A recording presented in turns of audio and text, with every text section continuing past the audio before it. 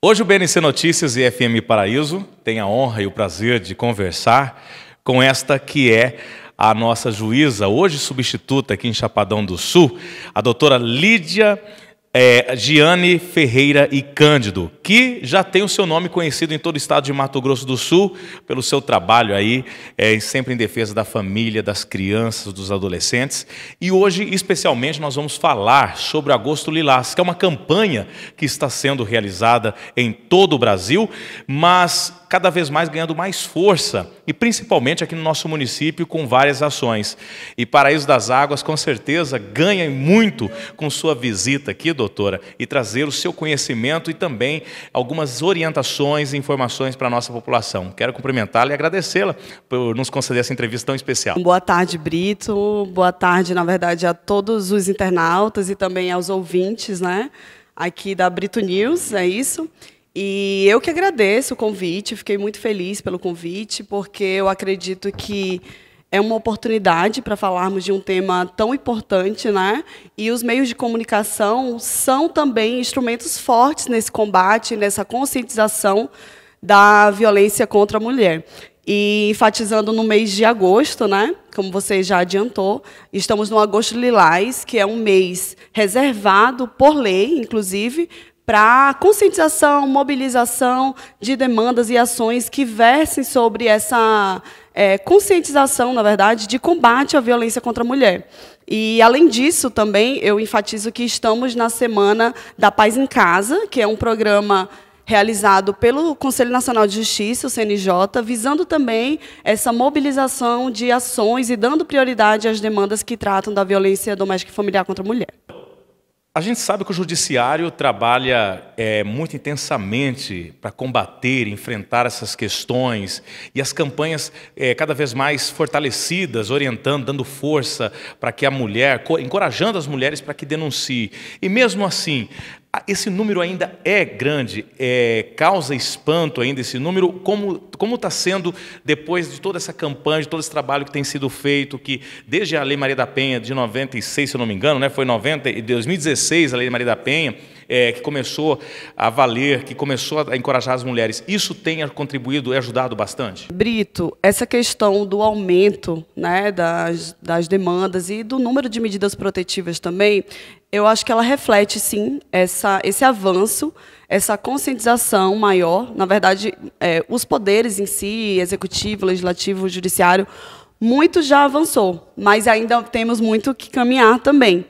Mas, apesar disso, percebo que esse aumento representa, sim, a ação concreta dos órgãos em divulgar e encorajar as mulheres para que elas procurem seus direitos e possam, nesse caso especificamente da violência doméstica e familiar, ter algum respaldo dos poderes públicos, né? E envolve também toda a sociedade, que, como pessoas, cidadãos, também tem essa obrigação de participar dessas ações, né? E como eu já disse, no Agosto Lilás, isso engloba todas essas ações e esses instrumentos em que, no caso aqui em Paraíso das Águas, tem sido também bem enfatizado pela Coordenadoria da Mulher, pela Secretaria de Assistência Social, a quem parabenizo também. Doutora, a gente também observa que em várias situações, em vários casos, as mulheres elas não têm coragem de denunciar por medo das ameaças desses seus companheiros, do próprio marido, e até quando se prende alguém, depois ele recebe a liberdade que possa fazer alguma coisa. Qual que é a mensagem que hoje o judiciário passa para apoiar essa mulher, para que essa mulher que talvez esteja assistindo a gente, ouvindo essa nossa entrevista aqui, que esteja passando por uma situação semelhante como essa que a gente está trazendo aqui, que possa não ficar presa nessas ameaças e ter coragem de tomar uma atitude e ter uma mudança de vida antes que seja tarde demais. Aí sim que antes seja tarde demais. Né? Brito, isso que você tratou agora, eu acho que ele engloba uma complexidade, né? A violência doméstica e familiar contra a mulher e os crimes a que elas estão atrelados são crimes complexos. Por quê? Porque são crimes que envolvem não só aspectos criminais em si, da criminalidade, mas aspectos biológicos, sociais. Então, nós não podemos encarar esses crimes, né, da violência doméstica e familiar contra a mulher como outros. Por exemplo, certa vez eu ouvi uma frase que, de fato, foi impactante. Dizia assim, que no roubo e no furto, por exemplo, à noite você não vai dormir com quem te furtou ou te roubou, né? Mas na violência doméstica, sim. Eu não digo que você vai dormir. Muitas vezes você não consegue dormir, né, em virtude daquele temor e daquela situação de tensão. Mas você vai deitar ou você vai conviver no mesmo lar que aquele agressor. Então, nós temos que ter um olhar diferenciado para esses crimes. Por isso que a necessidade de ter uma rede de atendimento, de apoio, essa atuação interinstitucional, na verdade, né, que envolve todos os poderes. Por quê? Porque a própria Lei Maria da Penha, ela determina isso. As ações, elas precisam ser articuladas para que dê apoio às mulheres que estão em situação de violência. Porque não é fácil, como você bem enfatizou. O que fazer para encorajar as mulheres que passam por situações de violência a conseguirem dar um pontapé inicial? Né? Como eu falei, é uma questão complexa, por quê? Porque a gente tem, e a psicologia explica até melhor isso, nós temos o chamado ciclo da violência, né? Que inicia ali no ato de intenção, às vezes nas pequenas agressões, ou em uma fala, ou uma maneira de dar uma descrença, né, descredibilizar a palavra daquela mulher, às vezes nas pequenas ofensas, ali no verbal mesmo, e depois evolui para uma segunda fase, que às vezes é uma segunda fase da agressão física. E tem uma terceira fase, que é o terceiro ciclo, que é o ciclo do arrependimento, que muitos chamamos de lua de mel, em que ele diz que vai mudar, que se arrepende. Então, esse ciclo da violência é que precisa ser rompido. Para que a mulher ela tenha essa consciência de romper esse ciclo, isso demanda muitas ações interinstitucionais. E, nesse ponto, como eu falei, por exemplo, uma mulher que precisa de um apoio, muitas vezes até de um benefício, ou de um abrigo para se sentir mais acolhida, para se encorajar a denunciar, né? Mas pelo Poder Judiciário, eu digo para vocês, mulheres que sofrem ou estejam sofrendo violência doméstica, que o Poder Judiciário está atento. Todos os dias, 24 horas por dia, 7 dias da semana, nós temos juízes e juízas de plantão prontos para atender as demandas, né? E, para isso, temos vários órgãos que também atuam nessa proteção, as delegacias de polícia, né, que devem também, pela própria lei, fornecer um atendimento especializado de proteção para que ela não seja também revitimizada no momento da delegacia. Porque, Brito, para que a mulher chegue até o órgão policial, ela já passou por uma série de agressões em casa, né? Para ela chegar até aquele local, ela superou muitas vezes a própria vergonha dela, né? A vergonha daquelas pessoas que estão ali. Ela rompeu uma série de barreiras e obstáculos. Então, quando ela chega naquele órgão, ela precisa ser também acolhida, assim como todos os órgãos onde ela passa, o CREAS, o próprio Poder Judiciário, o Ministério Público. Então, todo mundo tem que estar atento para manifestar essa acolhida, para que ela se sinta bem e consiga, sim, se encorajar e denunciar esses atos de violência. Doutora Lídia, a gente sabe que existem várias medidas, vários instrumentos que garantem os direitos das mulheres aí nessas questões da violência doméstica. A senhora poderia explanar para a gente um pouquinho delas? De fato, Brito, a Lei Maria da Penha, ela traz uma série de direitos, na verdade, não apenas a Lei Maria da Penha, mas diversos atos normativos previstos no ordenamento jurídico brasileiro, mas enfatizando a Lei Maria da Penha, ela prevê, por exemplo, medidas protetivas de urgência, né, que são medidas que podem ser solicitadas pelo Ministério Público e também pela própria ofendida, para que sejam resguardados os seus direitos de alguma forma. Nós temos medidas protetivas que obrigam o agressor, por exemplo, a proibição de contato com a ofendida, com seus familiares, com algumas testemunhas, a proibição dele se aproximar da ofendida, de testemunhas também, devendo o juiz fixar uma distância mínima entre eles.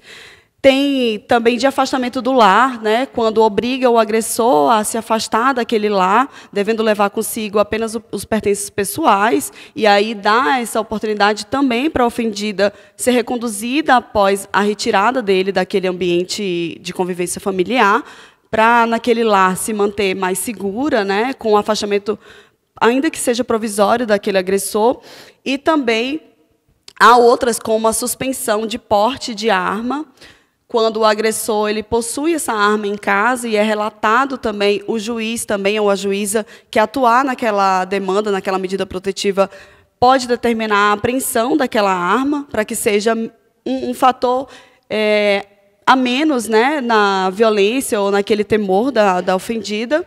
E também a proibição de frequentar determinados lugares, porque, algumas vezes, Brito, ao local de trabalho, por exemplo, daquela vítima, em que o agressor costuma ir, não apenas na casa em que eles moravam, mas também no local de trabalho, e ali passa a ameaçá-la e a constrangê-la de alguma forma. Então, há essa possibilidade também de proibi-lo de frequentar determinados lugares que não seja apenas aquele lá.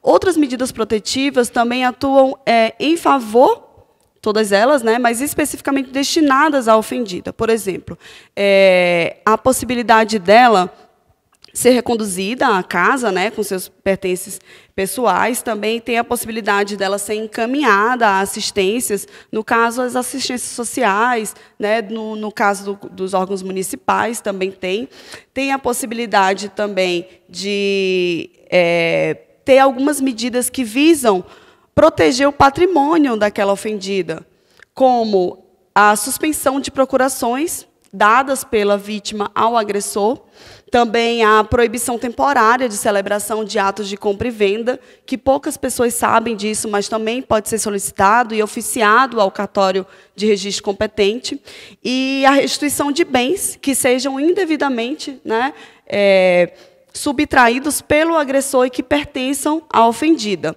Há outras medidas muito importantes e pouco conhecidas, que são as medidas destinadas à proteção do trabalho daquela vítima.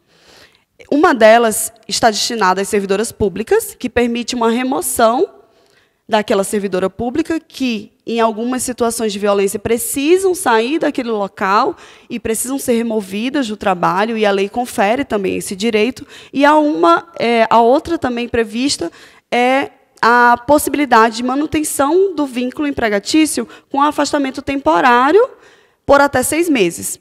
Essa questão já foi, inclusive, debatida no Superior Tribunal de Justiça, no STJ, e, na falta de uma lei regulamentadora específica, o ministro, então, relator, ele determinou que, nesses casos, desde que, claro, seja acobertado pelos documentos comprobatórios e seja decidido, né, tenha sido proferida uma decisão judicial nesse sentido, os primeiros 15 dias seriam acobertados pelo empregador. E, após isso, desde que também procedido com um procedimento específico do INSS, mediante perícia, e verificada essa possibilidade, poderia aplicar, por analogia, o auxílio-doença. E assim o INSS, por esse tempo restante, ficaria encarregado de providenciar o pagamento desse valor àquela ofendida, empregada que foi vítima de violência e que necessitou se afastar do seu trabalho em virtude dessa situação vivida. Um outro direito das vítimas, das ofendidas, né, que passam pelaquela situação de violência doméstica e familiar, é a possibilidade de matricular seus dependentes, seus filhos, em instituições de ensino próximos à sua residência, independentemente de vaga existente.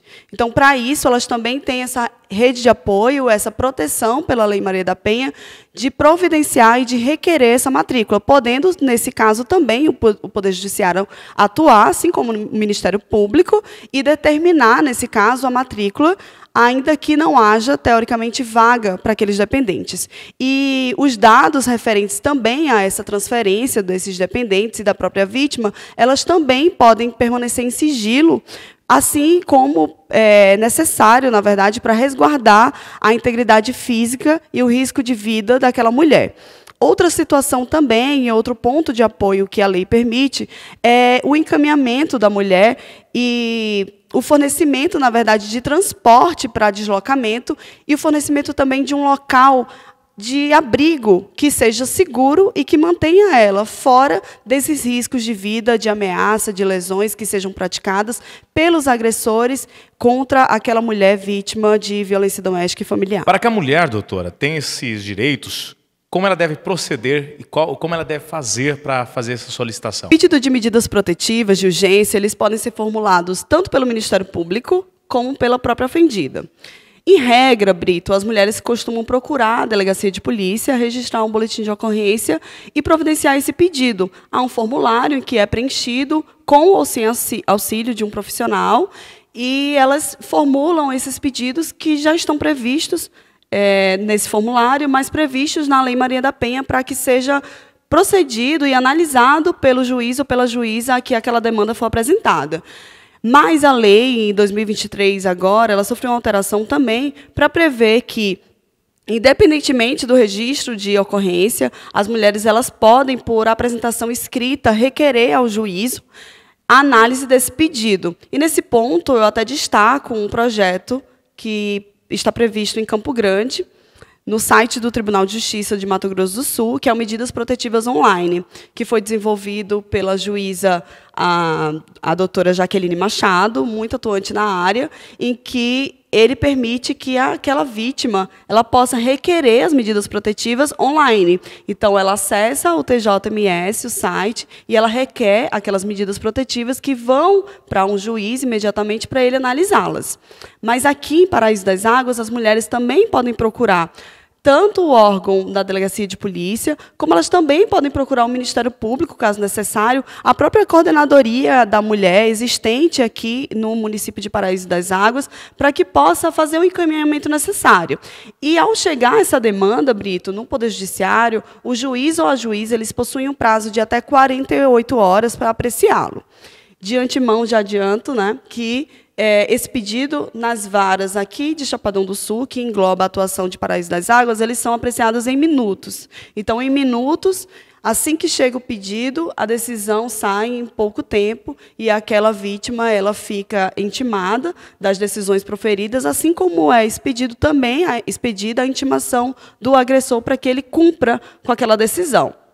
Independentemente da oitiva dele, isso é importante falar.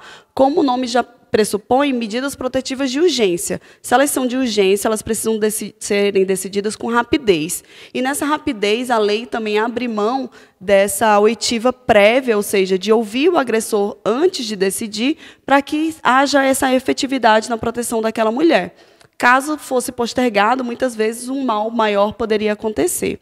Então, o procedimento ele é feito dessa forma. E, uma vez deferido, eu costumo até dizer nas audiências, decisão judicial é para ser cumprida, não é para colocar dentro do bolso e andar pela cidade. Então, se houver descumprimento de medida protetiva de urgência, é um crime previsto na Lei Maria da Penha, é um crime autônomo, em que ele vai responder também pelo aquele descumprimento das medidas protetivas que foram concedidas e foram descumpridas pelo agressor. O que facilita bastante aqui em Paraíso das Águas é que temos hoje a UPJ, né, que é a Unidade de Apoio à Justiça, que funciona de segunda a sexta-feira aqui, onde as pessoas também podem estar procurando lá diretamente para ter acesso mais rápido a vocês ainda através da Justiça, né, que isso é uma grande conquista para o município, que antes tinha que deslocar até Chapadão do Sul, Costa Rica, antes que foi a comarca de Costa Rica, e isso facilitou bastante também. Essa estrutura que, inclusive, recentemente recebeu, né, a presença do nosso presidente do Tribunal de Justiça de Mato Grosso do Sul,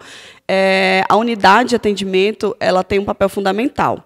Mostra que o Poder Judiciário está presente, né, aqui no município de Paraíso das Águas, e ele, de fato, está ali em pronto atendimento. As audiências, as vítimas, nesse caso, e todo o jurisdicionado não precisa se deslocar até Chapadão do Sul para que seja atendido, para que seja ouvido pelo magistrado, pela magistrada, podendo, sim, comparecer àquele local físico e lá prestar maiores esclarecimentos, né, receber a orientação necessária e proceder com os encaminhamentos. É interessante tudo isso que a gente conversa aqui, e estamos transmitindo para você, que quem está chegando agora na nossa transmissão, e quem está ouvindo no nosso rádio, nós estamos conversando hoje com a juíza substituta em Chapadão do Sul, a doutora Lídia Giane Ferreira e Cândido, que tem uma atuação importantíssima no Estado, no direito à família. E especialmente aqui em Paraíso das Águas hoje, participando de uma roda de conversa com as mulheres, com as coordenadoras que fazem parte desse trabalho, com a Gosto Lilás, com a campanha de combate à violência doméstica e familiar. Doutora, de tudo que a gente ouviu, conversamos aqui, isso fortalece da força, da coragem, encoraja a mulher para que ela tome uma atitude e não fique para sempre vítima dessas agressões, desta opressão, que isso reflete não só na vida dela, como também dos filhos. Isso causa um descontrole familiar completo, né? E certamente são casos e casos que a senhora também tem acompanhado e visto de consequências terríveis, né? Sim, Brito.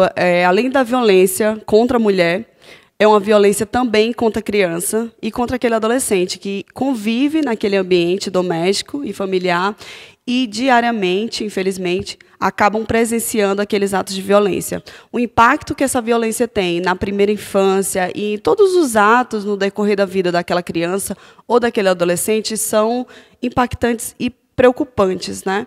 Porque ele vai se desenvolvendo como uma pessoa em desenvolvimento, na formação do seu caráter, na formação da sua, até mesmo da sua família, posteriormente, quando adulto, e isso reflete uma preocupação muito grande de todos nós. Então, o combate à violência doméstica e familiar contra a mulher, ela não é só contra a mulher, ela é contra também todo aquele núcleo familiar, em especial as crianças, que não devem presenciar, elas devem exercer os seus direitos de criança, né, sua proteção integral, como diz a Constituição, sua prioridade absoluta. Então, isso também deve ser conscientizado a todos, e é uma obrigação também de toda a sociedade, e aqui eu parabenizo a rádio também como meio de comunicação, e você também por dar essa abertura e esse contato, porque os meios de comunicação também, eles também devem combater esse tipo de violência, para que seja mais um instrumento forte no combate a esse tipo de violência. Só quem já passou por isso, infelizmente, né, quando nós tocamos nesse assunto, eu costumo falar que isso gera alguns gatilhos. Então, quem já presenciou isso na infância, quem já visualizou uma briga, uma agressão, infelizmente sabe os casos de desespero em que isso acontece dentro daquele ambiente. E são memórias que são difíceis de ser curadas, né? Eles causam muitos traumas. Então, nós devemos pensar muito nisso e buscar combater com ações como essa que estamos tendo aqui em Paraíso, e que seja também, Brito, não apenas no agosto lilás ou em março, que é o mês destinado ao Dia Internacional da Mulher, mas todos os dias, todos os meses, no nosso trabalho. E aí eu chamo também a toda a população, seja você, Brito, como comunicador, seja eu como juiz, ou as psicólogas que atuam aqui no CREAS, ou assistente social, a você, cidadão mesmo, o que você pode fazer para combater esse tipo de violência, né? Então, que você seja também um agente de transformação social e seja também um instrumento forte no combate à violência.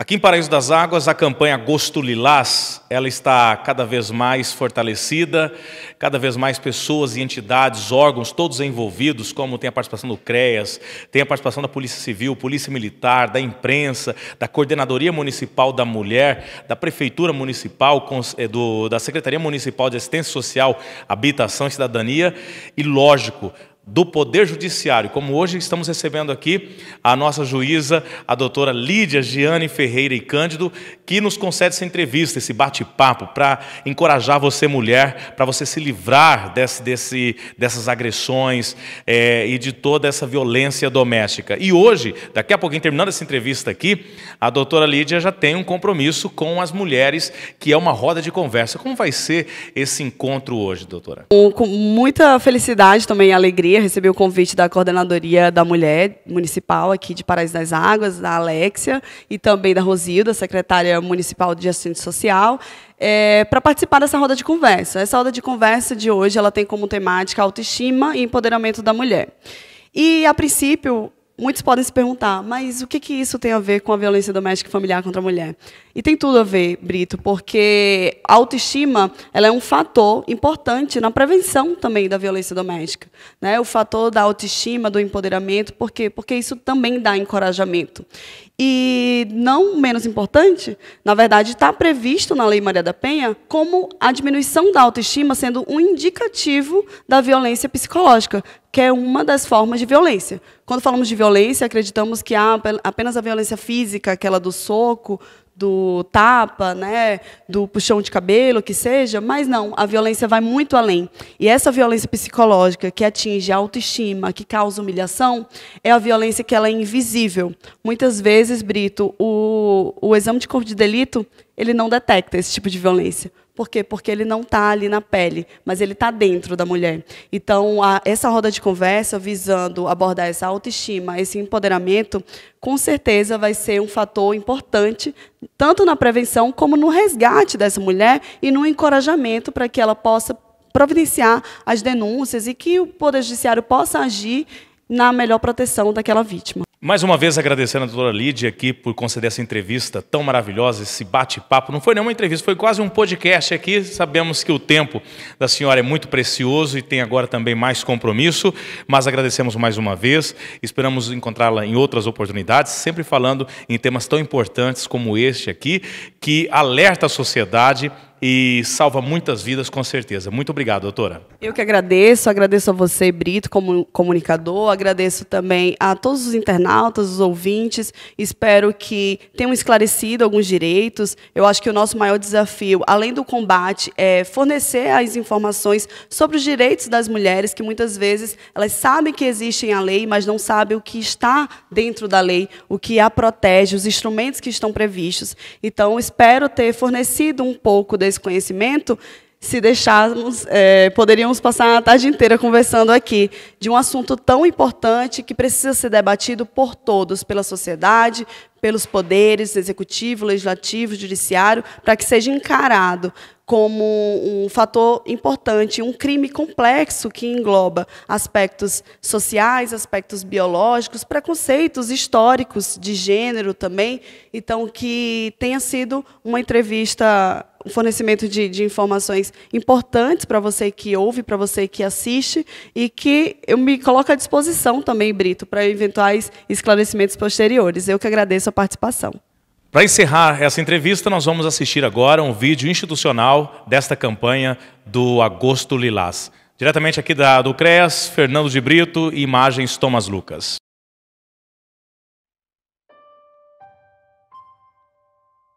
Hoje recebi flores.